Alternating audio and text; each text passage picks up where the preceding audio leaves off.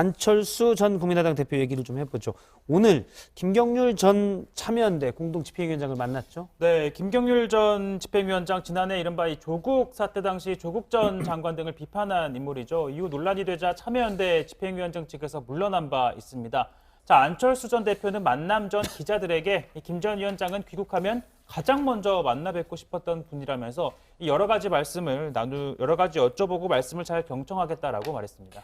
네, 이 안철수 전 대표가 김 전 위원장을 만나서 인사를 나눈 뒤에 참 용기 있는 분이라고 생각한다 이렇게 이야기를 했고요. 이 김 전 위원장은 지금이 목소리를 내야 할 때라고 생각한다라고 답을 했다고 합니다. 두 사람의 만남 계획이 미리 알려졌었는데 이 김경률 전 위원장이 어제 페이스북에 만남에 대한 설명을 좀 미리 올리기도 했습니다. 그간 재벌 개혁과 권력 감시와 관련해서 여러 가지 방식으로 정치인들 빈번하게 만나왔다라면서 정치인들과 만났던 통상의 자세로 만나겠다라고 했습니다.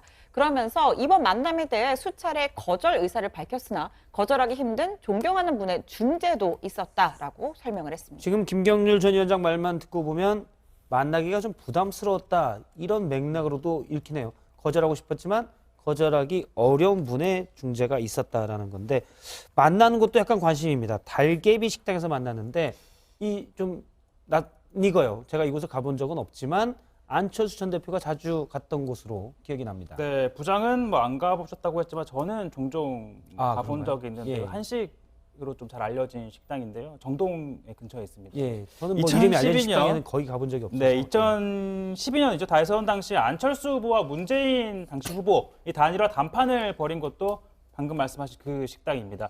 그 이후 자맹을 이어가던 안 전 대표가 적극적인 지원을 약속하면서 이 문재인 후보와 다시 만난 곳 역시 이 달개비 식당이고요. 그 후에 안 전 대표가 서울 노원병 출마 선언 이후 박원순 서울시장과 회동을 가진 곳 역시 이 식당입니다.